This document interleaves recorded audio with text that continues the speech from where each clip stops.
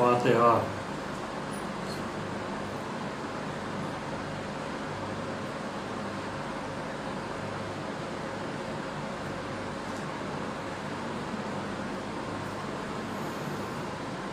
پیشخانی کے آغاز میں 4 مصرے۔ دنیا سے اٹھا لے کے میں نام حیدر، جنت کو چلا بہرے سلام حیدر۔ عیسیاں ہوئے سدرا تو رضوان نے کہا، آنے دو اسے ہے یہ غلام حیدر، آنے دو اسے ہے یہ غلام حیدر۔ مرثیے کے چند بند مرحوم کے مغفرت کی نیت سے۔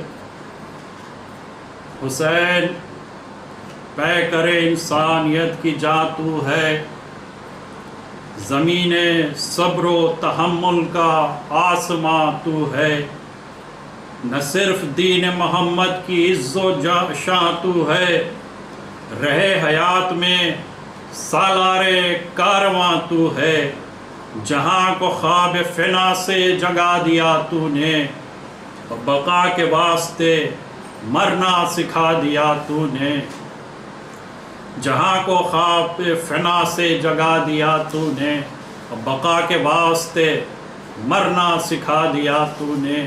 زہے یہ جذبہ ہمت یہ ذوق بیداری، نہ ہونے دی بشریت کی ذلت و خواری، چلا جو رن کو سجا کر صلاح خودداری، سپاہ شام کی تیغوں کو کر دیا عاری، جتا دیا کہ اجل حریت کا زیور ہے، دکھا دیا کہ غلامی سے موت بہتر ہے۔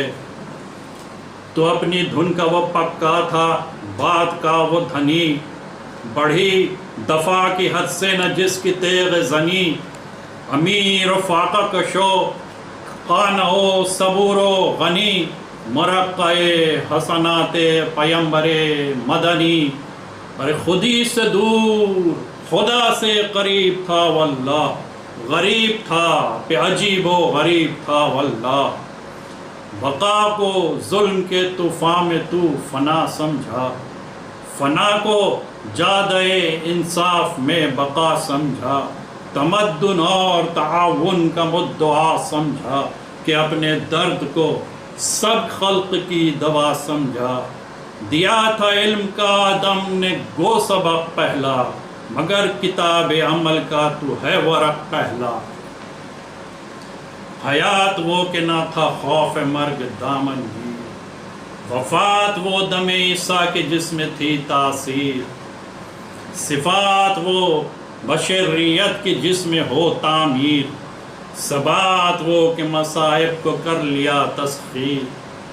لیے تھا توسن ہمت کی باغ پنجے میں، اجل کو داب لیا صبر کے شکنجے میں، ہزار غم میں بھی حالت کبھی تباہ نہ کی، وفا کی چاہ میں اولاد کی بھی چاہ نہ کی، بچھڑ گیا پسر نوجواں پہ آہ نہ کی، پلٹ کے لاش پہ حسرت بھری نگاہ نہ کی، نہ غم کیا نہ بکا کی نہ اضطراب کیا، حسین تو نے تو فطرت میں انقلاب کیا، نہ غم کیا نہ بکا کی نہ اضطراب کیا، حسین تو نے تو فطرت میں انقلاب کیا۔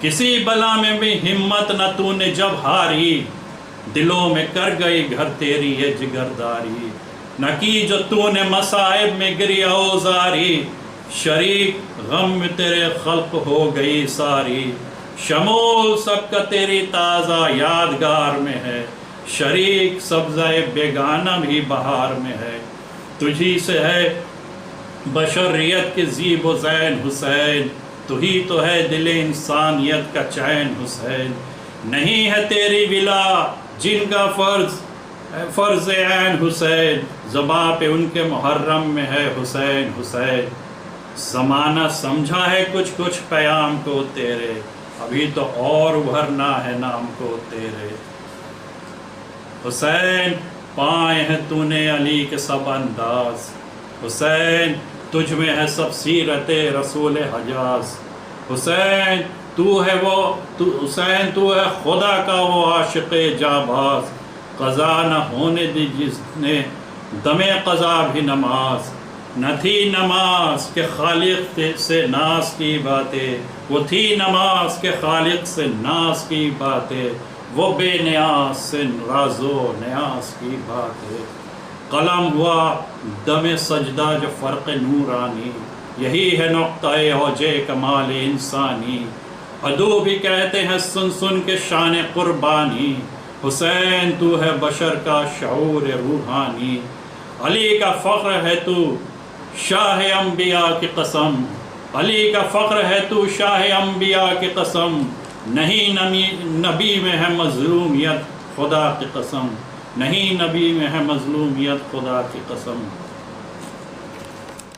رحم اللہ من قرأ الفاتحہ۔ بسم اللہ الرحمن الرحیم۔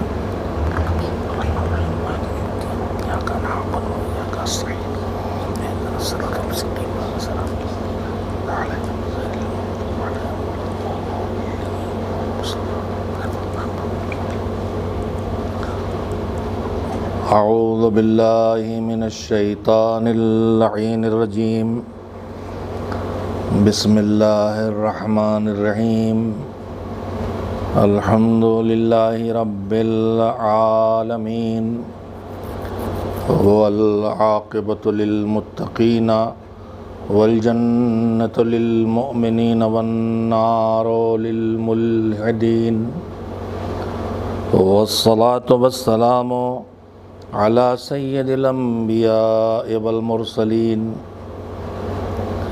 سیدنا و نبینا و شفیعنا ابی القاسم محمد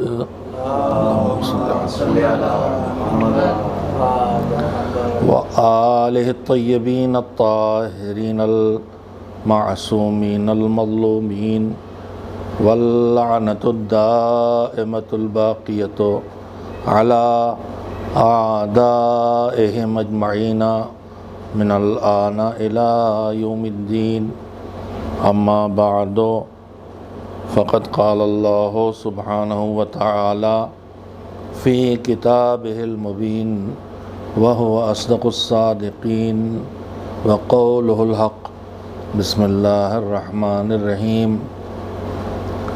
قل هل ننبئكم بالأخسرين أعمالا الذين ضل سعيهم في الحياة الدنيا وهم يحسبون أنهم يحسنون صنعا۔ صلوات بھیجیں محمد و آل محمد علیہ السلام پر۔ گزارش ہے کہ ایک بار سورہ حمد اور 3 بار سورہ توحید کی تلاوت فرما کے جس کی تلاوت کا اجر روایات کے مطابق 2 مکمل قرآن پڑھنے کے برابر ہے، تلاوت کر کے مرحوم سید زاہد حسین جعفری ابن سید مظفر حسین جعفری کی روح کو ہدیہ کر دیں۔ بسم اللہ الرحمن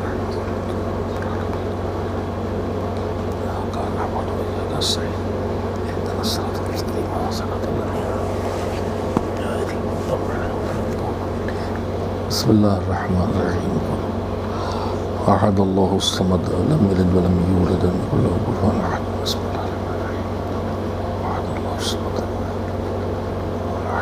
بسم اللہ الرحمن بسم اللہ الرحمن بسم اللہ الرحمن۔ ایک بار صلوات بھیجیں محمد و آل محمد علیہ السلام پر۔ اللہم صلی علی محمد و آل محمد۔ سورہ کہف کی تیسری آیت ہے، 103 نمبر کی آیت ہے، جس میں پروردگار عالم نے انسانی زندگی اور خاص کر کے صاحبان ایمان کی زندگی سے جڑے ہوئے ایک اہم ترین مسئلے کی طرف اشارہ کیا ہے اور اس کو بیان فرمایا ہے۔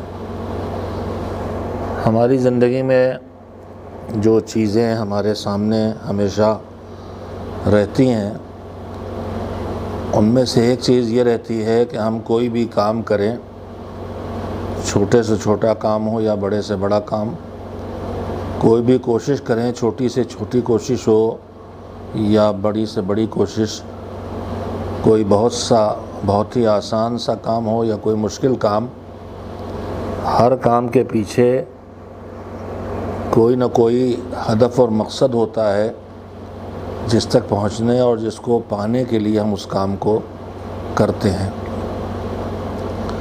بالکل سامنے کی مثال ہے، مثلا مجلس میں شرکت کے لیے اگر حضرات تشریف لائے ہیں تو ان کی نگاہ میں کوئی نہ کوئی ہدف اور مقصد ضرور ہے اس مجلس میں آنے کا، چاہے صرف اتنا ہی کیوں نہ ہو کہ جس کی مجلس ہے، جو وارث مجلس کر رہے ہیں، ان کی دلجوئی کے لیے آئے ہوں، یا اس سے زیادہ مقاصد ہوں کہ مرحوم کا ایصال ثواب بھی ہوگا، ہمارے لیے بھی اجر کا سبب ہوگا، اور ہم اپنی معرفت یا اپنے علم یا اپنے جذبہ عمل میں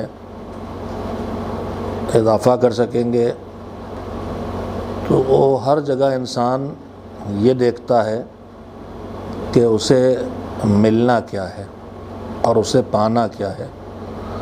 دنیا کے تمام کاموں میں نفع اور نقصان کا حساب چلتا ہے، اور نفع اس جگہ کہتے ہیں جب لگایا جو جائے اس سے زیادہ واپس آئے، اور نقصان اور گھاٹا اس جگہ کو کہتے ہیں کہ جہاں جو لگایا جائے یا اس سے کم واپس آئے یا وہ سب کا سب نیست و نابود ہو جائے۔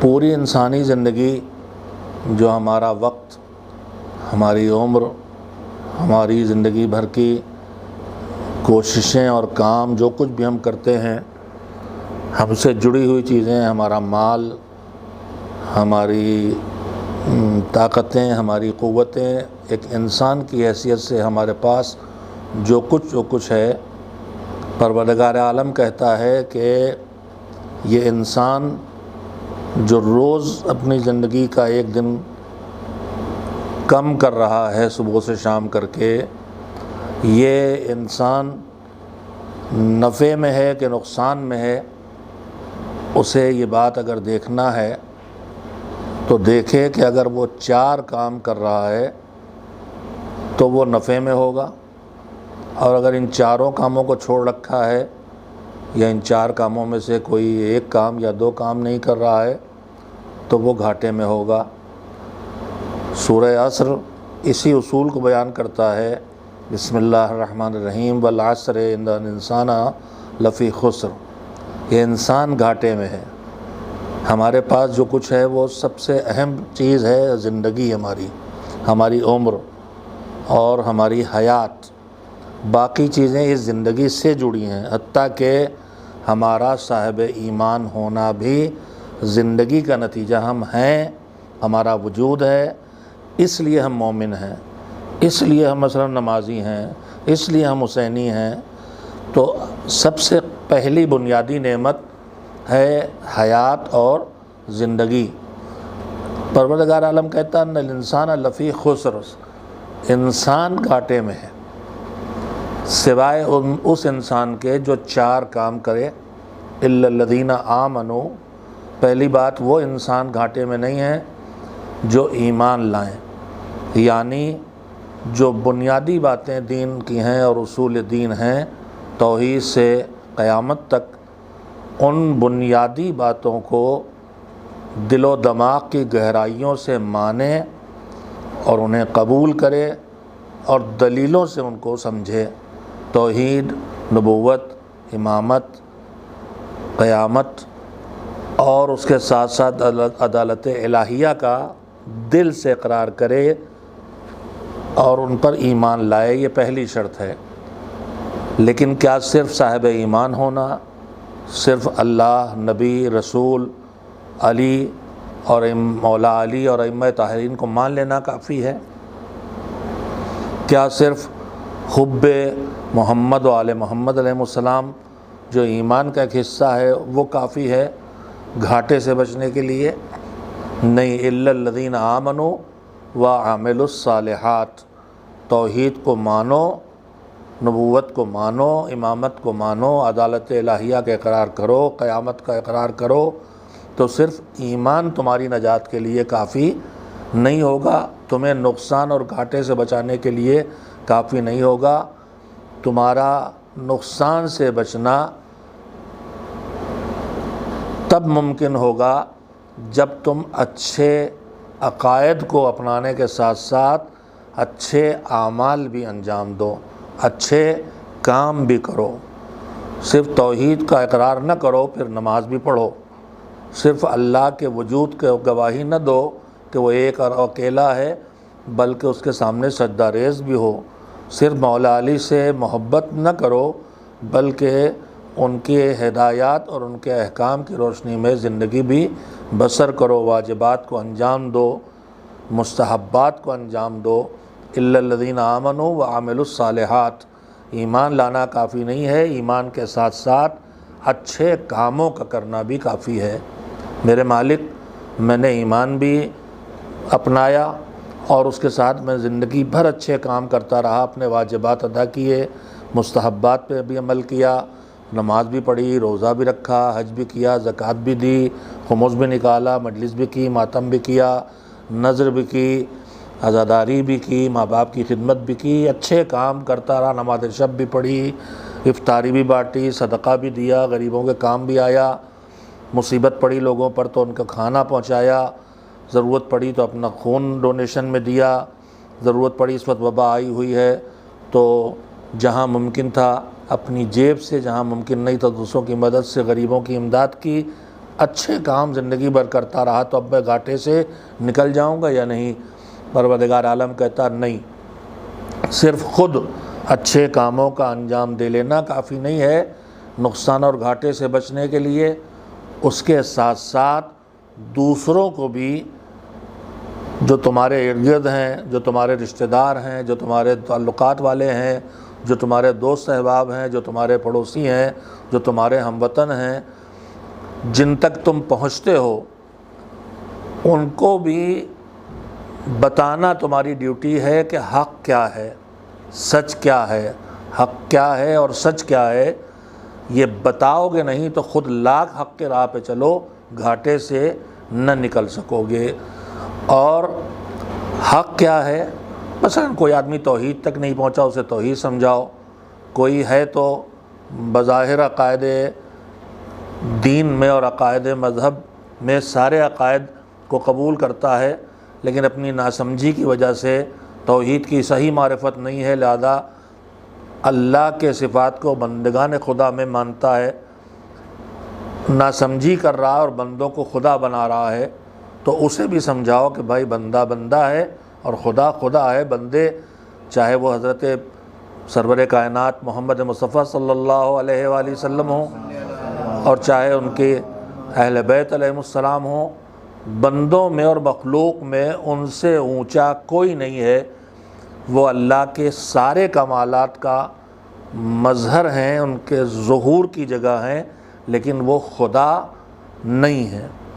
تو اگر کوئی اسرار بیٹھتا ہے تو اسے حق بتاؤ، اور حق جب بتاؤ گے تو حق کی راہ پر چلنے میں، سچائی کو قبول کرنے میں، کہیں واجبات کو انجام دینے میں، کہیں حرام کاموں سے بچنے میں انسان کو دشواریوں کا سامنا ہوتا ہے، تو وہاں پھر انسان کو ضرورت پڑتی ہے ان دشواریوں کو برداشت کرنا۔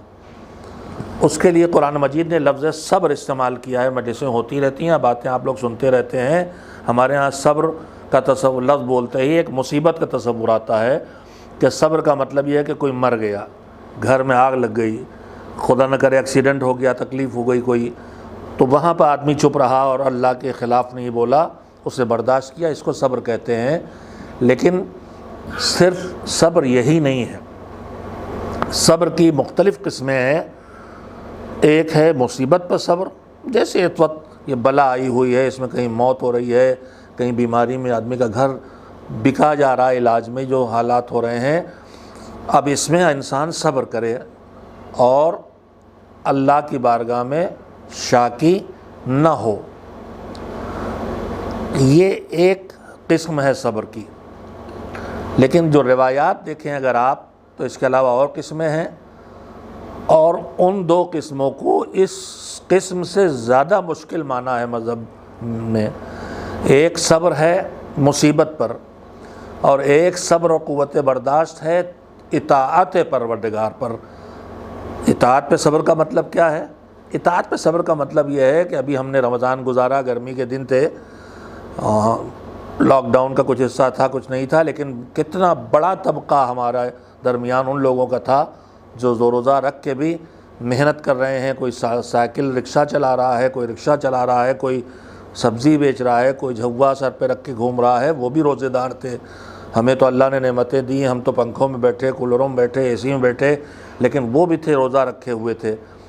ہم بھی جو ساری زندگی کی سہولتوں کے ساتھ 12-13 گھنٹے کے بعد اب روزہ بھاری پڑنے لگتا ہے، آدمی کو پیاس لگ رہی، بھوک لگ رہی، کمزوری ہو رہی ہے، تو اس کو برداشت کرنا، واجب کے انجام دینے میں جو دشواری محسوس ہو، جو سختی آئے، اسے برداشت کرنا، اور اس سختی کو برداشت کر کے، اس دشواری کو برداشت کر کے بھی واجب کو، نیکی کو انجام دینا، یہ کہلاتا ہے صبر فی الطاعہ.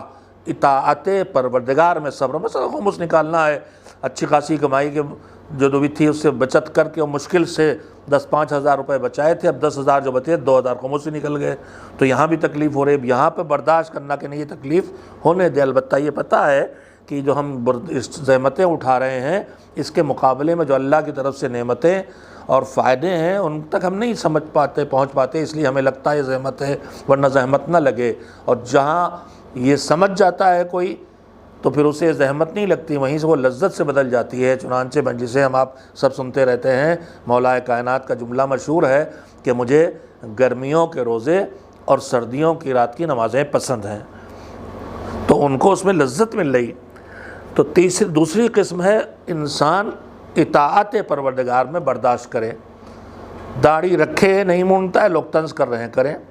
حجاب سر پہ ڈالے ہے، ایسے معاشرے میں رہ رہی ہے جہاں حجاب کو گویا ایک ماڈرن زندگی سے الگ سمجھا جاتا ہے اور پچھڑا پن ہے، لیکن اس کے سر سے چادر نہیں ہٹتی. اب اس واجب پہ عمل کرنے میں صرف زحمتیں ہو رہی ہیں، جو طنز اور طعنوں کا سامنا کرنا پڑ رہا ہے، تو کر لے جائے اس کو اور اس واجب کو انجام دے. یہ ہے اطاعت پروردگار میں صبر، اور یہ مصیبت کے صبر سے زیادہ اجر کا سبب ہے. پھر روایات کہتی ہیں کہ یہ تو پھر آسان کام ہے.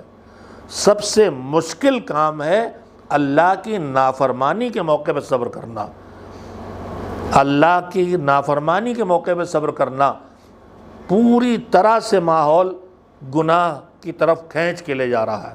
کوئی دیکھنے والا نہیں، کوئی ٹوکنے والا نہیں، کوئی سمجھنے والا نہیں. آدمی گناہ کر بیٹھے، خاموشی سے شراب پی لے، چپکے سے چپکے جوا کھیل لے، خدا نخواستہ نامحرم کے ساتھ جمع ہو جائے. اب یہاں سارا ماحول اس گناہ کے کر ڈالنے کا ہے، لیکن اس موقع پر بھی خود کو اس گناہ سے بچا لے جانا، یہ انسانی زندگی کا وہ بہترین موقع ہوتا ہے جو صبر فی المعصیہ کہلاتا ہے، کہ اللہ کی نافرمانی نہیں کریں گے، چاہے اس کے نتیجے میں ہمیں کتنی ہی زحمت اپنے نفس کو کچلنے میں نہ اٹھانا پڑے. تو یہ ہے صبر فی المعصیہ. انسان کو جو گھاٹے سے باہر آنا ہے، اس کی پہلی شرط یہ ہے کہ ایمان لائے، عقائد درست کرے اور انہیں قبول کرے اور دل سے مانے. لیکن صرف ایمان کافی نہیں.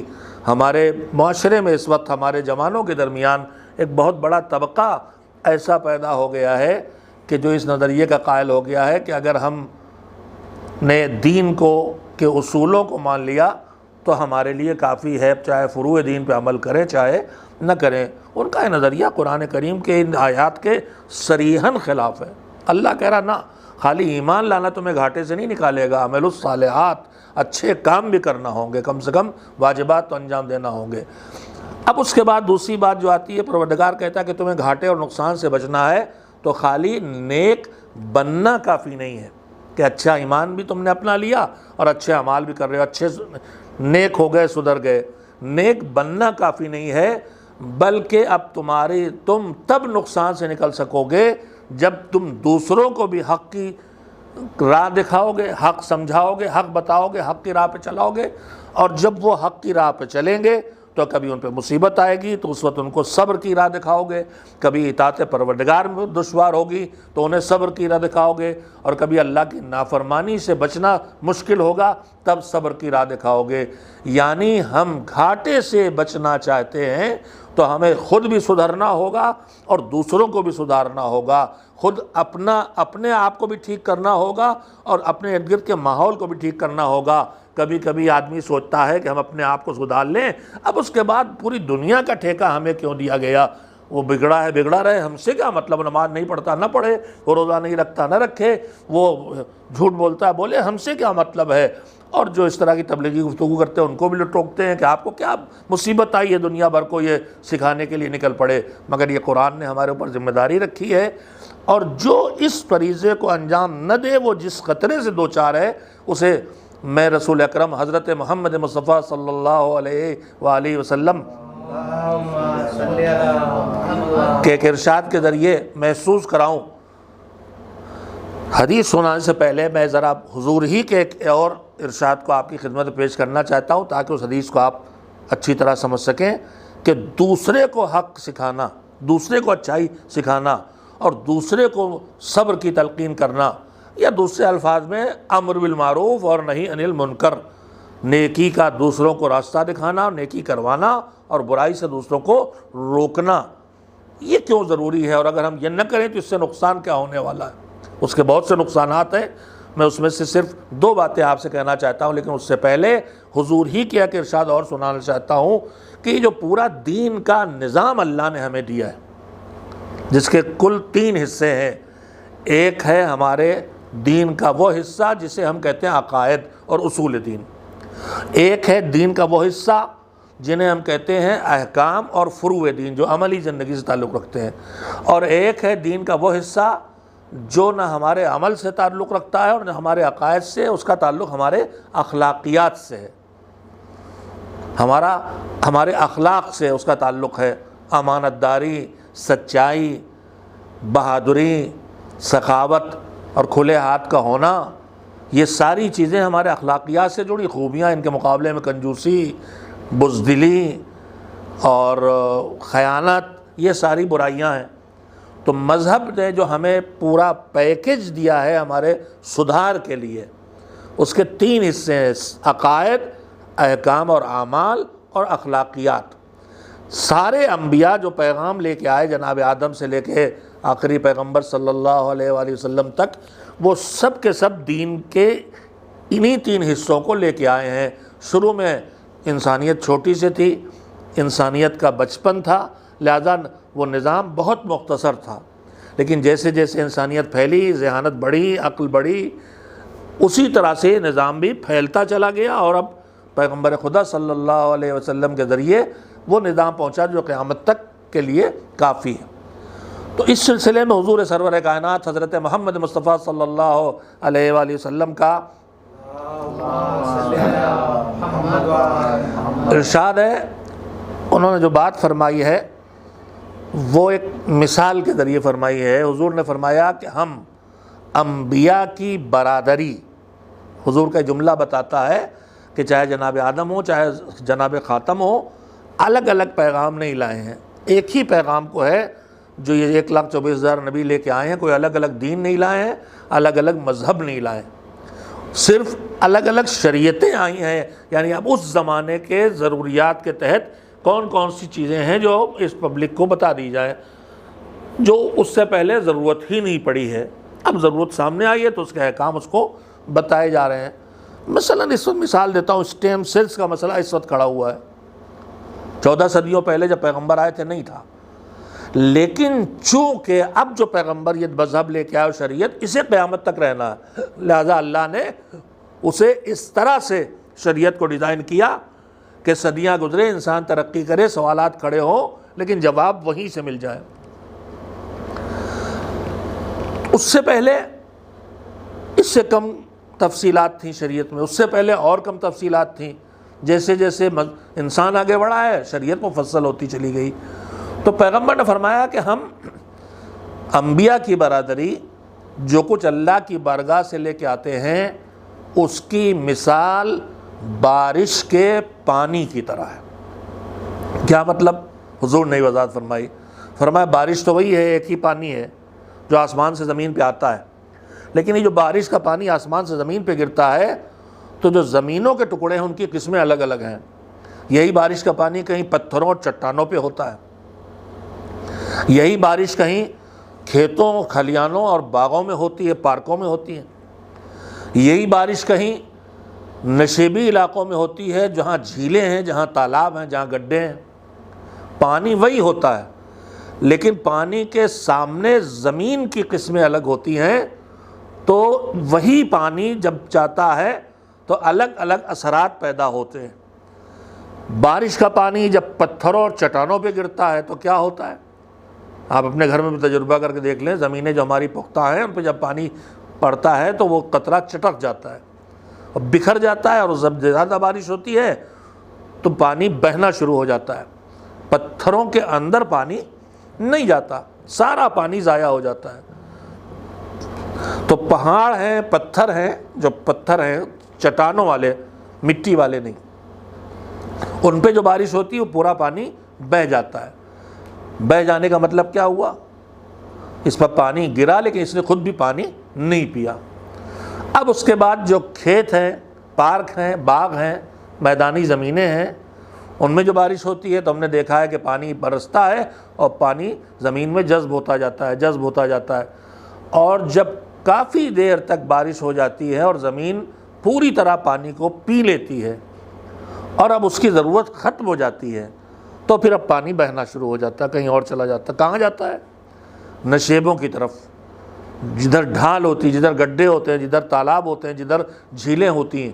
اب یہ جھیل اور تالاب کیا کرتے ہیں؟ سوکھے تالابوں اور جھیلوں میں جب پانی پہنچتا ہے تو وہ بھی پینا شروع کر دیتے ہیں، فوراً بھرنا شروع کرتے ہیں، پینا شروع کر دیتے ہیں، پیتے جاتے ہیں، لیکن جب پی چکتے ہیں تو پانی کو بہنے نہیں دیتے، اپنے اندر روک لیتے ہیں، تالاب بھر جاتے ہیں، جھیلیں بھر جاتی ہیں۔ تو پانی وہی ہے لیکن زمین کی تین قسمیں ہیں۔ پتھر پہ برسا تو نہ خود اپنی پیاس بجھائی، جب اپنی نہیں بجھائی تو دوسرے کے لیے کیا کرے گا؟ کھیتوں پہ برسا تو اپنی پیاس بجھا لی لیکن روکا نہیں پانی، لہذا جو اپنی پیاس تو بجھا لے گا دوسرے کی پیاس نہیں بجھا پائے گا۔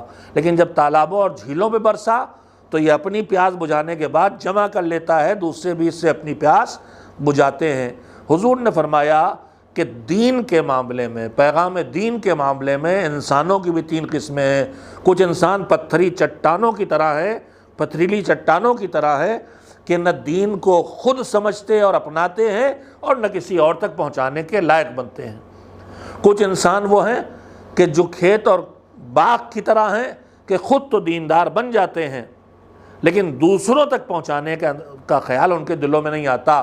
اس وقت ہمارے معاشرے میں اگر آپ دیکھیں تو وہ طبقہ بھی دکھائی دے جائے گا جو کہیں کسی شیعہ گھر میں، مسلم گھر میں پیدا تو ہوا ہے لیکن اس کی زندگی میں دین کی کوئی جھلکی نہیں ہے۔ اس کے ہاں نہ نماز ہے، نہ روزہ ہے، نہ نجاست طہارت ہے، نہ حجاب ہے، جو دین کی بالکل ابتدائی شکلیں ہیں۔ صرف رسم و رواج والا دین ان کے ہاں دکھائی دے رہا ہے جو دین نہیں ہے، جو رسمیں ہیں بس اتنا دکھائی دیتا اور وہ سمجھتے یہی ہمارا دین ہے، اور کچھ اس سے بھی دور ہو چکے ہیں۔ اس کے بعد دوسری قسم انسانوں کی وہ ہے کہ جو خود تو کھیت کے زمین کی طرح کے خود تو پی لیں مگر دوسرے کے لیے پانی کو روک نہ سکے۔ کا انسانوں میں دوسری قسم ہے، وہ گھرانہ بھی ہمیں دیکھنے کو ملتے ہیں کہ ماں شاید جس پہ پردہ ساقط ہو جائے یا ہو جائے گا وہ تو حجاب میں ہے اور جوان بیٹی بے حجاب ہے۔ باپ پابند نماز ہیں، نماز شب بھی پڑھتے ہیں، اول وقت نماز شب پڑھ کے اول وقت نماز صبح پڑھتے ہیں اور وظیفہ پڑھتے رہتے ہیں سورج نکلنے تک، سوتے بھی نہیں، اور وہیں جوان بیٹا سوتا رہتا ہے اور 2 رکعت پڑھنے کے لیے اسے اٹھا نہیں سکتے۔ اس طرح کے نمونے گھروں میں بے حساب موجود ہیں، کہیں کمسنی کا بہانہ، کہیں جوانی کا بہانہ، کہیں ارے وہ ماڈرن ہیں اس کا بہانہ کہ خود تو دیندار ہو گئے لیکن دوسرے کو، اپنے بچوں ہی کو دیندار نہیں بنا سکے۔ یہ بھی ایک قسم ہے۔ تیسری قسم ہے جو خود بھی دیندار ہیں اور دوسروں کو بھی دین سکھاتے ہیں۔ اب سنیے پیغمبر ہم سے کیا چاہتے ہیں۔ پیغمبر گرامی صلی اللہ علیہ وآلہ وسلم نے فرمایا کہ زمین کی 3 قسمیں ہیں، پتھریلی زمین، میدانی زمین اور جھیل کی زمین کا۔ دین کے احکام کے سلسلے میں تم پتھریلی زمین نہ بنو کہ نہ خود اپناؤ نہ دوسروں تک پہنچاؤ، تم کھیت کی زمین بھی نہ بنو کہ خود تو سیکھ لو دوسروں تک نہ پہنچاؤ، تمہیں بننا ہے تو جھیل بنو کہ جو خود بھی دین کے پانی سے سیراب ہو جائے اور دوسروں کو بھی دین سے سیراب کر سکے۔ یہ سرور کائنات محمد مصطفیٰ صلی اللہ علیہ وآلہ وسلم کی فرمائش بھی ہے اور حکم بھی ہے کہ دیندار بننا بھی ہے اور دوسروں کو دیندار بنانا بھی ہے۔ گھاٹے سے نکلنا ہے، قرآن کہہ رہا ہے، تو صرف اچھے ایمان لے آنا کافی نہیں، اچھے کام ضروری، صرف ایمان کے ساتھ اچھے کام کافی نہیں، دوسروں کو بھی حق اور صبر کی راہ پہ ڈالنا ضروری ہے۔ اگر یہ کام نہ کیا جائے تو اس کا نقصان کیا ہے؟ حضور ہی کا ارشاد ہے جو میں آپ کو سنانے کے لیے ابھی ذکر کیا تھا، فرمایا کہ کبھی کشتی کا سفر کیا ہو اور نہ بھی کیا ہو تو آج کی دنیا میں تو ہم آپ سب دیکھتے ہی ہیں کہ ہم کہیں نہ اور مختلف ذرائع سے ہم ہر چیز سے چاہے کیا ہو چاہے نہیں، چاہے گئے ہوں سمندروں دریاؤں میں نہیں، لیکن اس کیفیت کو سمجھتے ہیں۔ آج بھی ہمارے ملک میں جو ندیاں پار کرنے کے لیے مختلف جگہوں پر گھاٹ بنے ہیں وہاں وہی لکڑی کی دیسی کشتیاں چلتی ہیں۔ میں تو ان پہ بہت بار بیٹھ بھی چکا ہوں، جس پہ ہر لمحے پتہ نہیں ہوتا کہ کب ادھر ٹیڑھی ہوگی اور کب سوار کی کثرت سے پانی کے اندر چلی جائے گی۔ خیر، تو کشتی میں لکڑی کی کشتی ہے، ہم سب بیٹھ گئے اپنی اپنی جگہ۔ اس پار جانا جمنا کے، اس پار جانا ہوگلی کے، چوڑا پاٹ ہے، بھرا ہوا دریا ہے، ابل رہا ہے، ذرا سی چوک ڈبو دے گی۔ اب ایک صاحب بیٹھے ذرا فلسفی ٹائپ کے، اور انہوں نے نہ جانے کیا سوچا، جہاں بیٹھے تھے وہیں اپنی کشتی میں سوراخ کرنا شروع کیا۔ مثال خود حضور نے دی ہے، ہوگلی و جمنا میری ہے، لیکن حضور نے مثال یہی دریا کی دی ہے کہ دریا میں کشتی میں بیٹھے ہو اور سب لوگ اپنی جگہ بیٹھے ہو، جو آدمی اپنی جگہ بیٹھے ان میں سے ایک صاحب نے اپنی جگہ کشتی میں سوراخ کرنا شروع کیا۔ تو اب دو سوچیں ہو سکتی ہیں یہاں پر، ایک آدمی سوچے کہ بھائی جہاں وہ بیٹھا ہے وہاں سوراخ کر رہا، پانی وہاں آئے گا، ہم سے کیا مطلب؟ اور ایک وہ جو سوچے کہ نہیں بھیا یہ سوراخ تو اپنے ٹھکانے پر کر رہے ہیں مگر ڈبوئیں گے ہم سب کو۔ تو کہا یہ جو سوچ کے بیٹھے رہیں گے کہ وہ اپنے حصے کی ٹکڑے پر اپنے حصہ جو ہے کشتی کا جہاں بیٹھنے کو اس نے کرایہ دیا ہے اس میں سوراخ کر رہا، مجھ سے کیا مطلب؟ بالکل اسی طرح وہ اپنی نماز نہیں پڑھ رہا، مجھ سے کیا مطلب؟ وہ اپنے گھر میں گانے سن رہا، مجھ سے کیا مطلب؟ وہ اپنے گھر میں بچوں کو نجس کھلا رہا، مجھ سے کیا مطلب؟ فرمایا کہ یہ جو اپنی کشتی میں سوراخ کر رہا اگر اسے تم چھوڑ دو گے کہ اپنی کشتی میں اپنے ٹکڑے میں اپنے حصے میں سوراخ کر رہا، مجھ سے کیا مطلب، تو وہ بھی ڈوبے گا، تم کو بھی ڈبو دے گا۔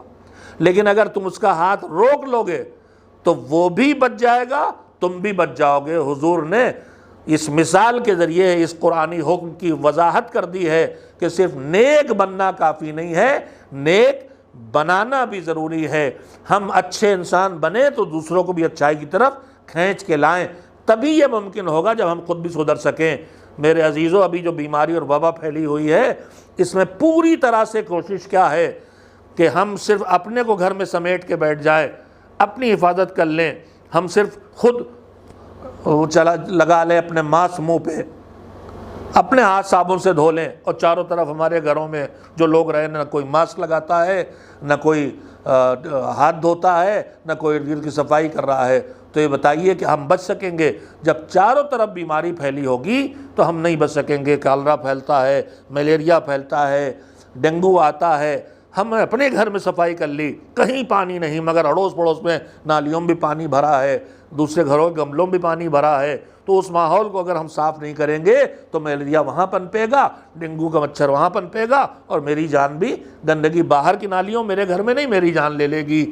تو ارد گرد اور ماحول کی گندگی جیسے جسمانی جراثیم کو پرورش کرے تو میں اپنے گھر کو صاف رکھوں مگر اس سے بچ نہیں سکتا، ویسے ہی آدمی خود لاکھ صحیح عقائد اپنا لے، لاکھ صحیح اعمال کو انجام دے لے، لیکن اگر گرد گرد وہ لوگ ہیں جن کے عقائد بگڑے ہوئے ہیں، جن کے اعمال درست نہیں ہے، تو یہ ماحول کا دباؤ کہیں نہ کہیں اس کے عقائد کو بھی بگاڑے گا اور اس کے اعمال کو بھی خراب کرے گا اور اس کے اخلاق کو بھی خراب کرے گا۔ اس لیے اللہ کہتا ہے گھاٹے سے نکلنا ہے تو خود بھی سدھرو اور دوسروں کو بھی سدھارو۔ ایک صلوات بھیجیں محمد و آل محمد علیہ السلام پر۔ اللہم صلی علی محمد و آل محمد۔ میں نے جس آیت سے گفتگو شروع کی تھی سورہ کہف کی 103 نمبر کی آیت ہے، اس میں پروردگار عالم نے یہاں تو جو میں نے ابھی سورہ کوثر سورہ والعصر جو آپ کو سنایا، اس میں لفظ ہے گھاٹا اٹھانے والے، والعصر انسان لفی خسر، انسان گھاٹے والے ہیں، سوائے ان کے جو یہ شرطیں پوری کریں وہ گھاٹے سے نکلیں گے۔ لیکن جو 103 نمبر کی آیت ہے قرآن مجید کی، اس میں پروردگار عالم کہتا ہے کہ قل هل ننبئکم بالاخسرین اعمالا، یہ بتاؤ کہ کیا تم کو ہم باخبر کر دیں ان لوگوں سے، توجہ دیں گے اس آیت پر سننے والے میرے، کیا ان لوگوں سے تمہیں باخبر بنا دیں؟ کون لوگ؟ قل هل ننبئکم بالاخسرین اعمالا، جو اپنے کاموں میں اور اعمال میں سب سے زیادہ گھاٹا اٹھانے والے ہیں۔ دیکھیے، ایک آدمی گناہ کر رہا، ایک آدمی جانتا ہے کہ میں یہ حرام کر رہا ہوں، ایک آدمی جانتا ہے میں یہ واجب چھوڑ رہا ہوں، اسے پتہ ہے میں گناہ کر رہا ہوں، تو جب پتہ ہے تو کسی نہ کسی دن وہ چونک سکتا ہے، رک سکتا ہے، متوجہ ہو سکتا ہے کہ نمازیں چھوڑی اب نہیں چھوڑیں، روزے چھوڑے اب نہیں چھوڑیں، جھوٹ بولے اب نہیں، غیبت کی اب نہیں کریں، نجس کھایا اب نہیں کھائیں، حرام کی کمائی کماتے رہے اب نہیں کمائیں۔ پلٹتا ہے آدمی جب اسے پتہ ہو کہ میں غلط ہوں۔ لیکن اگر کسی کو یہ پتہ ہی نہ ہو کہ میں غلط ہوں، اور ہو غلط اور اپنے کو صحیح سمجھے، کام اس کے صحیح نہ ہو لیکن اپنے کاموں کو صحیح سمجھ رہا ہو، تو پھر ایسا آدمی کبھی سدھرتا بھی نہیں۔ اور ایسے ہی آدمی کے لیے اللہ قرآن کریم میں کہہ رہا ہے قل هل ننبئکم بالاخسرین اعمالا، جو سب سے زیادہ گھاٹا اٹھانے والے لوگ ہیں، کیا ہم تم کو ان سے باخبر کریں؟ کون؟ الذین ضل سعیہم فی الحیاۃ الدنیا وہم یحسبون انہم یحسنون صنعا، جنہوں نے دنیاوی زندگی میں کوششیں بہت کی، کام بہت کیے، اپنے خیال میں وہ اچھے کام کر رہے تھے۔ الذین ضل سعیہم فی الحیاۃ الدنیا، جن کی دنیا کی زندگی کی کوششیں گمراہ ہو گئیں، ان کا رخ بدل گیا، اچھے کام کر رہے تھے مگر اللہ کی طرف ان کا رخ نہیں رہ گیا، وہ سمجھ رہے تھے کہ اچھا کام ہے مگر وہ اچھا کام نہیں تھا، اور وہ یہ سمجھتے ہوئے ہم یحسبون انہم یحسنون صنعا، وہ سمجھتے رہے کہ ہم اچھا کام کر رہے ہیں۔ ہماری زندگی میں اس کے بہت سے نمونے ہیں۔ میں نے 3-4 چیزیں سوچی تھیں کہ اس وقت متوجہ کروں گا، لیکن میری ابتدائی پہلے مرحلے میں کہ گھاٹا اٹھانے والوں وہ بھی ہیں جو خود تو سدھر جائیں پوری طرح، اپنی زندگی میں غلطیاں نہ کریں، لیکن دوسروں کو نہ سدھاریں، وہ بھی گھاٹے میں ہیں۔ لہذا ہمیں یہ مہم چلانا ہوگی، دیندار بنو اور دیندار بناؤ۔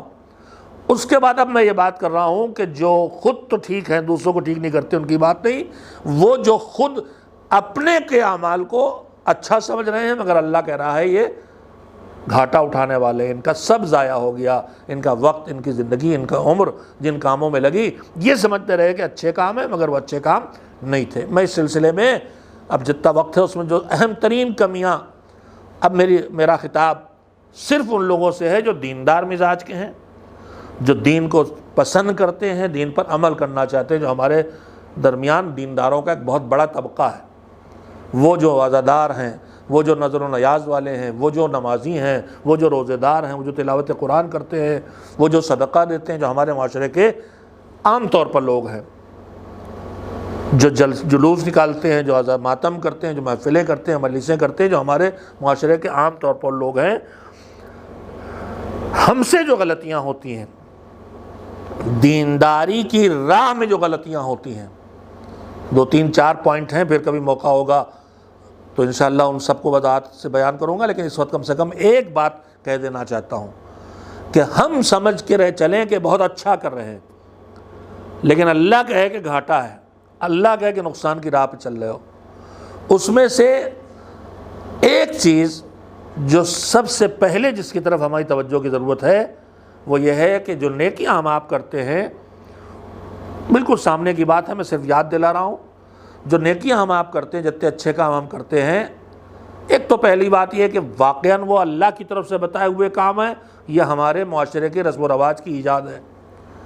ایک نقصان تو یہیں پہ ہے کہ وہ جنہیں ہم مذہب سمجھ کے کرتے ہیں، وہ جنہیں ہم دین سمجھ کے کرتے ہیں، وہ کام جنہیں ہم سمجھتے ہیں کہ مذہب نے ہمیں سکھایا کرنے کے لیے، وہ مذہب کا سکھایا ہو ہی نہ، وہ ہمارے رسمیں ہوں، ہمارے رواج ہوں، جن میں سے بہت سے کام شادیوں میں ہوتے ہیں، بہت سے کام موت کے موقع پر ہوتے ہیں، جن کو مذہب کا کام سمجھ کے کیا جاتا ہے اور اس کا مذہب سے کوئی رشتہ نہیں ہوتا۔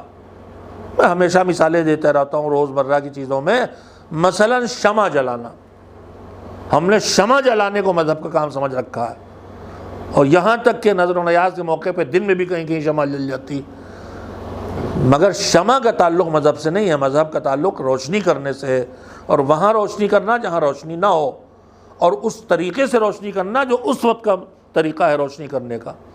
مذہب میں شمع اور موم بتی یا اگربتی کا حکم نہیں ہے، مذہب میں خوشبو کی بات ہے، روشنی کی بات ہے۔ کل موم بتی خوشبو ذریعہ تھی روشنی کا تو موم بتی شمع تھی، آج بلب ہے تو آج وہ ہے۔ اب مسجدوں میں جا کے آپ اب بھی دیکھیے بہترین لائٹیں لگی ہوئی ہیں، لیکن مسجدوں کی طاقوں اور محرابوں میں سیاہی بھی ہے اور پگھلا ہوا موم بھی پڑا۔ بھائی اس کا کیا کام ہے؟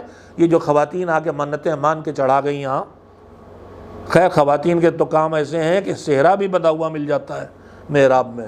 اب کس کو وہ صحرا باندھتی میں نہیں جانتا، معاذ اللہ صحرا اللہ میاں کے باندھ کے جاتی ہیں، مجھے نہیں پتا کیا، مگر بہرحال صحرے مجھے ٹنگے ہوئے ملتے ہیں محرابوں میں، جو سوائے اس کے کہ مسجد کی صفائی کو کم کرتے ہیں اور مسجد میں گندگی پھیلاتے ہیں، اس کے علاوہ بدنمائی کرتے اور کچھ نہیں کرتے۔ خیر چلیے اس سے مسجد کو کوئی نقصان نہیں ہوتا، لیکن جو شمعیں جلائی جاتی ہیں، لائٹ جل رہی ہے اور اس میں بھی شمعیں جلائی جا رہی ہیں، اور موم پگھل کے فرش کو خراب کر رہا ہے اور دھواں اڑ کے دیواروں کو جلا رہا ہے، یہ وہی ہے بالاکثرین اعمالا، جو سمجھتے ہیں ہم اچھا کر رہے ہیں لیکن اچھا نہیں کر رہے ہیں، گناہ کر رہے ہیں، حماقت کر رہے ہیں، مسجد کو نقصان پہنچا رہے ہیں۔ ان کو کوئی حق نہیں ہے کہ مسجد کی دیواروں کو سیاہ کریں، ان کو کوئی حق نہیں کہ شمع جلائیں یہاں اور اس کے بعد اس کی زمین پر وہ بہے اور خراب کرے۔ یہی حال درگاہوں میں ہے، درگاہوں میں جائیے راتوں میں بہترین روشنی جل رہی، پھر بھی وہاں بڑے بڑے سینیاں اور طبق رکھے ہوئے، اس میں شمعیں جلائی جا رہی۔ 15 شعبان کو بھی شمع، دین کو ہم نے شمع سے جوڑی، ایک مثال دے رہا ہوں، یہ ہماری رسم ہے، یہ ہماری ناسمجھی ہے۔ دین روشنی کا حکم دیتا ہے کچھ خاص مواقع پر، مسجد میں روشنی، اگر روشنی کا اجر لینا ہے تو جا کے مسجد میں بلب لگا دو، مسجد کا بل پیمنٹ کر دو۔ اب یہ شمع جلاؤ گے تو یہ وہی ہے کہ جو سمجھ رہے ہیں کہ ہم اچھا کر رہے ہیں لیکن وہ اچھا نہیں کر رہے۔ انہی میں سے ایک ناسمجھی جو ہمارے معاشرے میں بے حساب رائج ہے وہ یہ ہے کہ نیکیوں کی جو 2 قسمیں ہیں، کچھ ہیں واجبات اور کچھ ہیں مستحبات۔ ایک بے حساب رائج ناسمجھی جس کی وجہ سے ہم سمجھتے ہیں کہ ہم اچھا کر رہے ہیں مگر اللہ کہتا تم گھاٹے میں ہو، وہ بے حساب ناسمجھی ہے واجب چھوڑ کے مستحب کو کرنا۔ ہمارے معاشرے میں چیز بے انتہا رائج ہے کہ واجبات پہ ہماری توجہ نہیں ہوتی اور مستحبات کے لیے ہم بے حد پریشان ہوتے ہیں۔ میں اسی کو مثال دیتا ہوں۔ 10 ذی الحجہ کو قربانی واجب نہیں ہے، مستحب ہے، واجب نہیں، اگر کوئی نہ کرے تو گنہگار نہیں ہوگا، لیکن خمس نکالنا واجب ہے۔ ہمارے معاشرے کی ایک بہت بڑی تعداد خمس نہیں نکالتے لوگ، اور اس پر کوئی الجھن بھی انہیں نہیں ہوتی، کوئی بے چینی بھی نہیں ہوتی کہ ہم گھاٹا کا سودا کر رہے ہیں، نقصان ہو رہا ہے، اس لیے کہ روایات میں بکثرت یہ بات موجود ہے کہ جب اللہ نے تمہارے مال میں جو واجبات رکھے ہیں، چاہے زکوٰۃ ہو، چاہے خمس ہو، چاہے فطرہ ہو، اگر تم وہ نہ نکالو گے تو اتنا یا اس سے کہیں زیادہ کہیں حرام میں جا کے خرچ ہوگا۔ اگر ہم آپ غور کریں تو ہم یہ سچائی محسوس کر لیں گے، 2 طرح کی روایتیں، یا حرام میں خرچ ہوگا یا اس سے زیادہ ضائع ہو جائے گا۔ خمس نہ نکال کے جتنی بچت کر لیتے ہیں ایک بیماری میں اڑ جاتی ہے۔ ابھی جو یہ بیماری آئی ہوئی اس میں 20,000 اور 30,000 روپیے روز کے حساب سے ہاسپٹل پہنچتے ہی چارجز شروع ہو جاتے ہیں۔ ہم اپنا حساب لگائیں کہ اگر ہم نے خمس نہیں نکالا تھا تو کہیں اسی غلطی کا بھگتان تو نہیں ہو رہا ہے کہ جو ہم نے واجب تھا وہ تو ادا نہیں کیا اور نتیجے میں ہوا ہمارے پیسے کہیں ضائع ہو گئے۔ تو یا ضائع ہوتے ہیں یا حرام میں چلے جاتے ہیں۔ میں یہیں پر ہم سب پہ خمس واجب ہوتا ہے۔ یہ جو تصور ہے کہ سیونگ نہیں ہے، آپ کی ایک ڈیٹ ہے جس تاریخ آپ بالغ ہوئے، جس تاریخ آپ پہ نماز واجب ہوئی، روزہ واجب ہوا، اسی تاریخ خمس بھی آپ پہ واجب ہوا. اس تاریخ جب آپ 15 سال کے ہوئے یا 9 سال کی بیٹی ہوئی، جو آپ کی ڈیٹ آف برتھ ہے، اس تاریخ پورا دین آپ پہ مذہب واجب ہوا، عمل خمس بھی واجب ہو گیا. آپ کے پاس کچھ ہے ہی نہیں ٹھیک. لیکن اب بالغ ہونے کے بعد 1 سال گزرا، اگلے سال پھر ڈیٹ آف برتھ آئی، تو ہم کتنے بیٹھے ہوتے ہیں کہ جو برتھ ڈے مناتے ہیں اور ہزاروں لاکھوں خرچ ہو جاتے ہیں، مقابلے چل رہے ہیں، سینکڑوں تو غریب سے غریب بھی سیب کیک تو کاٹنا ہی کاٹنا. مگر اسی برتھ ڈے میں جو ہم کیک کاٹ رہے ہیں اور پیسے لگا رہے ہیں، نہیں سوچتے کہ آج ہمارے خمس کا حساب کا دن تھا، ہم بالغ ہوئے تھے. آج ہمیں دیکھنا ہے کہ ہماری آمدنی میں، ہماری جیب میں اگر کچھ بھی ہے تو اس پہ ہمیں خمس دینا تھا. اصل میں تو ڈیٹ آف برتھ سے 1 سال گزرنے پر جو بھی پیسہ ہمارے پاس بچا ہے اس کا خمس کا حساب کرنا ہمیں جس دن پہلی آمدنی ہو جائے. میرے بالغ ہونے کے بعد جس دن پہلی آمدنی میری ہو جائے، چاہے جیب خرچ باپ سے ملا ہو، چاہے عیدی ملی ہو، وہیں سے میرا خمس کا سلسلہ شروع ہو جاتا ہے. لوگ پوچھتے ہیں طے کرنا، تاریخ طے نہیں کرنا. تاریخ تو طے ہے، یا آپ کی آمدنی کی تاریخ ہے یا آپ کے بلوغ کی تاریخ ہے. اپنے ڈیٹ آف برتھ سے جوڑ لیں خمس کا حساب، سب سے اچھی بات. تو اب ہم اس واجب کو نہیں نکالتے، خمس نہیں نکالتے، کبھی بے چین نہیں ہوتا. لیکن اگر مثلا اس سال لاک ڈاؤن تھا، ابھی جو بقرعید پچھلی گزری، اللہ کرے اب اگلے سال اب نہ آئے ایسا، لیکن اس لاک ڈاؤن میں بہت کم جانور آ پائے، بہت مہنگے بھی تھے، بہت سے لوگ قربانی نہیں دے. ارے صاحب وہ پریشانی، مولانا اس سال قربانی نہیں دے سکے، بلا تو نہیں آئے گی، مصیبت تو نہیں آئے گی، اور کوئی کفارہ دینا ہو تو بتائیے، کوئی کیا کرنا چاہیے. بھائی اللہ نے بلا و مصیبت تو تم واجبات بھی چھوڑتے ہو، تمہاں پر روز نہیں ڈالتا. بلا و مصیبت تو جب بے حساب گناہ کرتی انسانیت تب آتی ہے، وہ بھی بدلہ لینے کے لیے نہیں، جگانے اور چوکانے کے لیے. ایک فقرہ یہاں پہ بھی آیا ہے تو کہہ دوں آپ سے. اس وقت ایک نئی بیماری آئی، ابھی تک سائنس اس کا ٹھیک سے نہ توڑ کر پائی تلاش، نہ علاج کر پائی تلاش. روایات کہتی ہیں کہ جب، توجہ دیں میں ترجمہ کر رہا ہوں روایت کا تقریباً، روایات کہتی ہیں کہ جب انسان نئے نئے گناہ کرتا ہے تو نئی نئی بلاؤں کا شکار ہوتا ہے. اگر یہ نئی بلا ہم پہ آئی، جب تک انسانیت پہ نہیں آئی تھی، تو دیکھنا پڑے گا کہ نئے نئے گناہ بھی ہمارے انسانوں کے درمیان کس قدر کثافت اور گندگی بھرے گناہ ہیں، جنہیں قانونی حیثیت دی جا رہی ہے. ناجائز رشتوں اور تعلقات کو قانونی حیثیت دے کے جائز بنایا جا رہا. تو جب انسان نئے نئے گناہ کرے گا تو نئی نئی بلائیں آئیں گی. تو میں عرض کر رہا تھا کہ گھاٹے کا سودا کرنے میں ایک وہ ہے بالاخصرین اعمالہ جو گھاٹے میں ہیں، جو رسم و رواج کو دین سمجھ کے کرتے رہیں، اور میدان قیامت میں جائے تو پتہ چلے یہ تو عرفہ جو ہم نے کیا تھا 13 شعبان کو، اور یہ جو حلوہ دنیا بھر میں پکایا کھلایا تھا، اس پہ خوب پیسے خرچ کیے، خمس نہیں نکالا تھا. یہ جو ہم نے قربانی دی بقرعید کے دن، جس کے اوپر وہ پیسہ لگایا جس میں خمس واجب ہو چکا تھا، تو کہاں قبول ہونے والا ہے. بانی تنظیم مولانا غلام عسکری اعلی اللہ مقامہ اس کی مثال دیتے تھے کہ میرے پاس پیسے نہیں ہیں، مجھے کار خیر کرنے کا شوق ہے، میں نے چپکے سے جا کے کسی کی جیب کاٹی اور لا کے مصلی مسجد میں بچھا دیا کہ اب لوگ نماز پڑھیں مجھے ثواب ملے گا. تو کسی کی جیب کاٹ کے جو مصلی میں خریدوں گا اس پر کیا مجھے اجر ملنے والا ہے؟ ایسی بہت سی مثالیں ہیں میرے عزیزوں ہماری زندگی جن سے بھری پڑی ہے. مال امام ہمارے حصے میں باقی ہے، ہم ان کے ظہور کی دعا بھی کر رہے ہیں اور ان کا حق بھی کھاتے چلے جا رہے ہیں.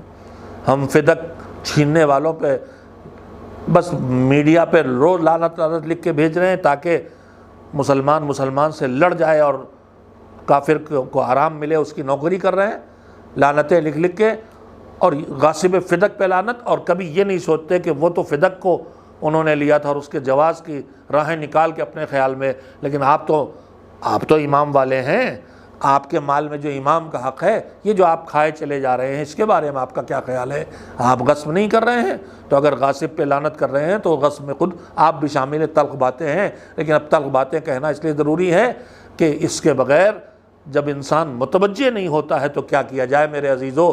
تو گھاٹے میں جو اللہ کہہ رہا ہم تمہیں باخبر بنائیں، جو اپنے کاموں کو سمجھے ہم اچھا کر رہے ہیں لیکن وہ گھاٹے میں ہوں، ان میں سے ایک وہ ہے کہ جو خود تو سدھرے، دوسرے کو سدھارنے کی مہم نہ چلائے. دوسرا وہ ہے جو مستحبات کو انجام دینے کے لیے بے چین ہو لیکن واجبات کو چھوڑتا رہے. اس کی سینکڑوں مثالیں ہیں۔ میں نماز شب پابندی سے پڑھوں اور واجب نمازیں قضا کرتا رہوں تو کیا نماز شب قبول ہوگی؟ نہیں قبول ہوگی۔ اسی طرح سے میرے مال میں خمس واجب ہے اور نہ دوں، اور نیاز بھی اور نذر بھی اور فاتحہ بھی اور چیلم کا کھانا بھی اور 8 کی حاضری بھی، جو کچھ جی چاہے میں کرتا رہوں۔ اللہ کہہ رہا الذین ضل سعیہم فی الحیاۃ الدنیا وہم یحسبون انہم یحسنون صنعا، جنہوں نے زندگی بھر جو کیا سمجھ کے کیا ہم بڑا اچھا کر رہے ہیں، لیکن ان کی کوششیں بیکار گئیں، اس لیے کہ جو ڈیوٹی تھی اسے چھوڑا اور جو اس کی جگہ واجب تھا اسے انجام نہیں دیا اور اسے چھوڑ کے مستحبات کی طرف چلے گئے۔ یہ 2 نمونے ہیں، اس کے بعد میں فہرست خالی آپ کو سنا دوں۔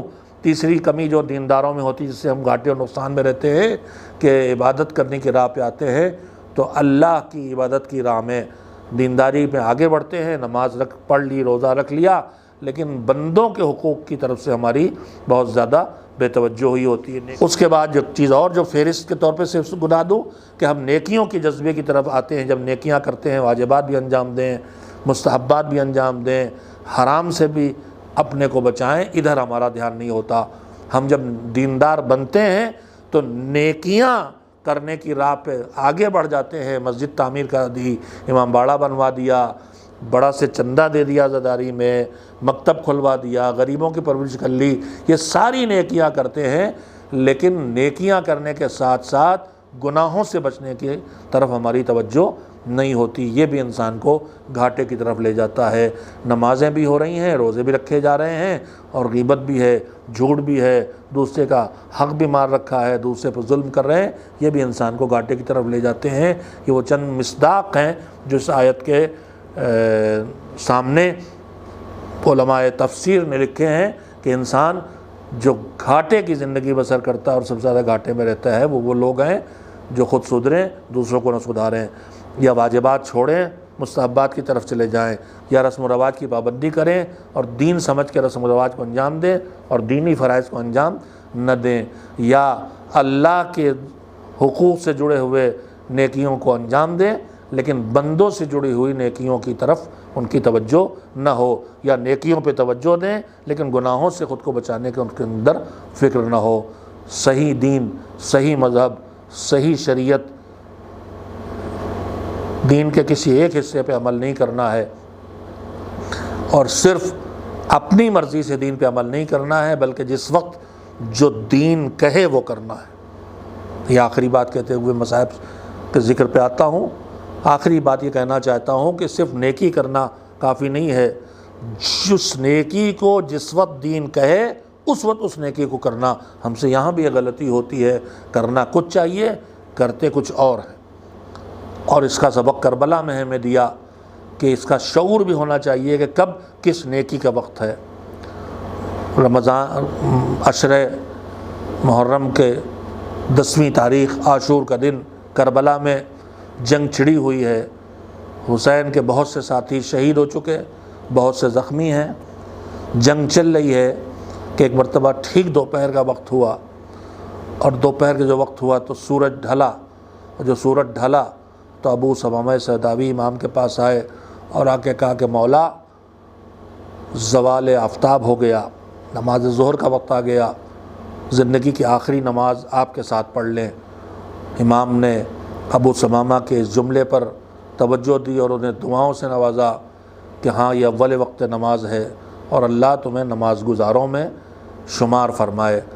امام نے نماز گزاروں میں شمار فرمانے کی دعا تب کی جب ابو ثمامہ نے اول وقت نماز پڑھنے کی طرف توجہ کی۔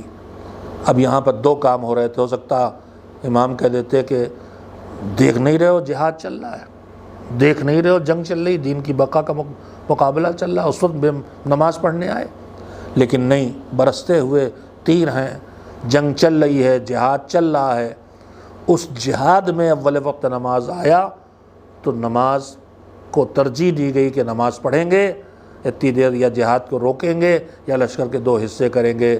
میں یہیں پہ رک کے سارے عزاداروں سے کہنا چاہتا ہوں، تم کربلا کے عزادار ہو، تم حسین کے عزادار ہو، تم ابو ثمامہ سہداوی کے غمخوار ہو، تو پھر ان کا مزاج پہچانو۔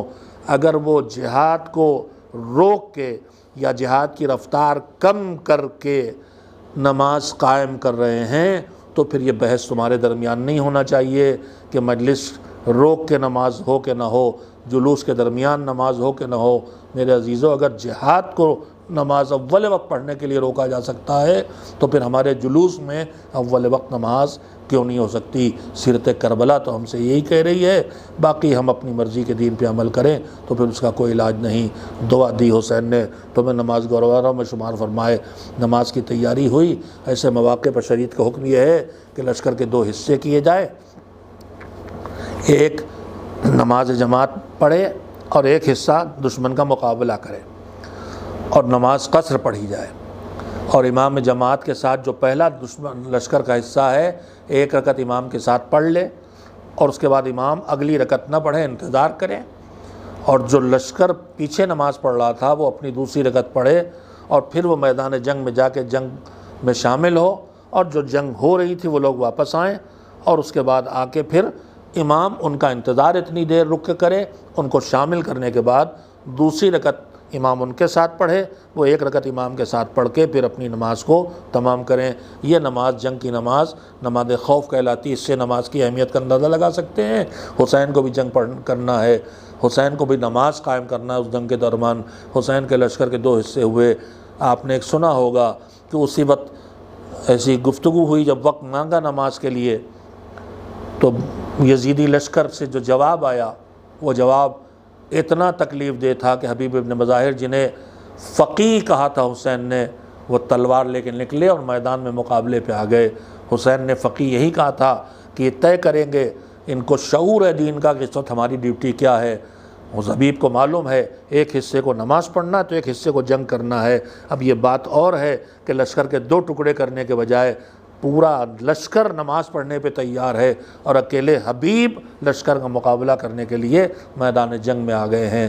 حبیب میدان جنگ کی طرف گئے، نمازی نماز کے لیے کھڑے ہوئے، کمانیں حسین کی طرف مڑ گئیں، فرزند زہرا کی طرف رخ کر کے کمانوں میں تیر لگے، ہزاروں تیروں کو کمانوں میں جوڑ کے ایک لخت جگر زہرا کی طرف رخ کر لیا گیا۔ صبح عاشور بھی یہی منظر ہوا تھا۔ نماز صبح کے بعد ابن سعد نے تیر کمان میں جوڑ کے پہلا تیر پھینکا تھا اور کہا تھا گواہ رہنا پہلا تیر پھینکا ہے۔ جتنے کماندار تھے جن کی تعداد ہزاروں میں تھی، وہ سب کے سب کمانے لے کے آئے، تیر جوڑ کے خیام حسینی کی طرف انہوں نے بارش شروع کر دی۔ انصار نے جلدی جلدی منصوبہ تیار کیا، بازو سے بازو ملا کے دیوار جسم کی بنا کے خیموں کے آگے کھڑے ہو گئے تاکہ کوئی تیر ان خیموں تک بھی نہ پہنچنے پائے۔ خیموں کی طرف آتے ہوئے تیروں کو یہ مجاہد روکتے رہے، کچھ کو تلواروں سے کاٹا، کچھ کو ڈھالوں پہ روکا، مگر سب تلواروں اور ڈھالوں سے رکنے والے نہیں تھے، لہذا گردنوں پہ بھی تیر پڑتے رہے، سینوں پہ بھی تیر پڑتے رہے، بازوؤں پہ بھی تیر پڑتے رہے۔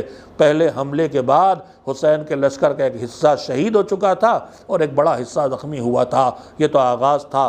اب جو جنگ ہو رہی ہے، سارے تیروں کا نشانہ خیمے نہیں ہے، ایک زہرا کا اکلوتا لال جو بچا ہے زمین پر حسین ہے جسے نشانہ بنایا جا رہا۔ ہزاروں تیروں کا رخ ادھر ہے۔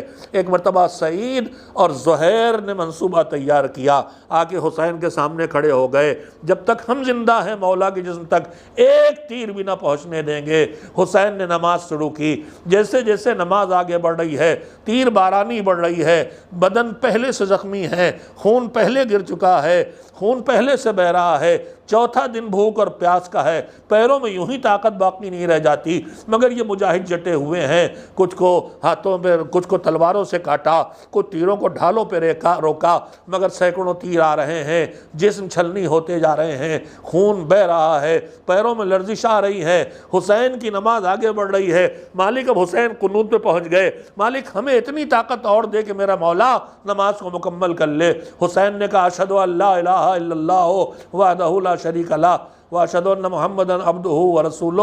حسین تشہد پڑھ رہے ہیں، تشہد پڑھتے پڑھتے پیروں کی لغزش اور بڑھی، خون اور بہا، جسم اور کمزور ہوا، مگر پوری طاقت سمیٹ کے مالک اور طاقت دے دے۔ ایک مرتبہ حسین نے کہا السلام علیکم ورحمۃ اللہ وبرکاتہ۔ ادھر سعید تیورا کے گرے معبود تیرا شکر کہ مولا کی نماز مکمل ہو گئی۔ سر حسین نے اٹھا کے آغوش میں رکھا، آقا حق ادا کر سکا کہ نہیں، گواہی دے دی حسین نے، تم نے حق رفاقت ادا کر دیا، حق نصرت ادا کر دیا۔ ایک اور چاہنے والے نے حسین کی گود میں دم توڑ دیا۔ تھوڑی دیر گزرے گی کہ خود حسین کربلا کے میدان میں جا کے دین کی بقا کے لیے اپنا سر کٹا کے راہ خدا میں پیش کر دیں گے۔ وَسَيَعْلَمُ الَّذِينَ ظَلَمُوا أَيَّ مُنقَلَبٍ يَنقَلِبُونَ الا لعنت اللہ علی القوم الظالمین۔ پروردگار محمد و آل محمد علیہ السلام کا واسطہ ہماری اس مجلس کو اپنی عبادت قرار دے اور اسے قبول فرما۔ پروردگار اس سے جو اجر و ثواب ہمیں ملے اور میں محمد و آل محمد علیہ السلام کی خدمت میں ہدیہ کرتے ہیں، اور اس سے جو مزید ثواب حاصل ہو ان مرحوم تک پہنچا دے جن کی ترحیم کے لیے مجلس کی گئی ہے۔ معبود جو دنیا سے چلے گئے ان کی مغفرت کر دے، جو اس وقت زمین پر ظلم و ستم کا شکار ہیں، بیماری اور وبا کا، انہیں ان مشکلات سے نکال دے۔ جو مقروض ہیں ان کے قرض کی ادائیگی کی راہ عطا کر دے، جو بے روزگار انہیں روزگار دے دے۔ مولا مالک، زندگیاں بسر ہو رہی تھیں، اس وقت اس وبا کی وجہ سے جو آفت آئی ہے اس میں بہت سے شریف النفس لوگوں گھروں میں فاقے ہو رہے، معبود انہیں فاقوں سے بچا لے، ان کی شرافت اور ان کی عزت نفس کی حفاظت کے ساتھ ساتھ ان تک خبر پہنچا دے جو ان کے کام آ سکے۔ دین کی خدمت گزار علماء کی حفاظت فرما۔ رہبر انقلاب اسلامی آیت اللہ العظمیٰ خامنئی اور آیت اللہ العظمیٰ سیستانی حفظہم اللہ، معبود ان کی حفاظت فرما۔ ہماری قوم کو، جوانوں کو اپنے علماء کی معرفت حاصل کرنے کی توفیق عنایت فرما۔ مزارات مقدسہ کی حفاظت، ملت کی حفاظت، دین کی حفاظت، قرآن اور مذہب کی حفاظت کرنے والے مجاہدین کی حفاظت و حمایت فرما۔ فلسطین، الجزائر، یمن جیسی جگہوں پر مظلوموں کی حفاظت فرما۔ پروردگار زمانے کے امام کو حسن ظہور دے اور ہم سب کو ان کے ناصروں میں شامل فرما۔ ایک بار پھر سورہ حمد اور 3 بار سورہ توحید تلاوت فرما کے مرحوم پروفیسر سید زاہد حسین جعفری ابن سید مظفر حسین جعفری کی روح کو ہدیہ کر دے۔ بسم اللہ الرحمن الرحیم۔ مالک یوم الدین، ایاک نعبد و ایاک نستعین، اہدنا الصراط المستقیم، صراط الذین انعمت علیہم غیر المغضوب علیہم ولا الضالین۔ بسم اللہ الرحمن الرحیم۔ بسم اللہ الرحمن الرحیم۔ بسم اللہ الرحمن الرحیم۔ اللہم صلی علی محمد وآل محمد وعجل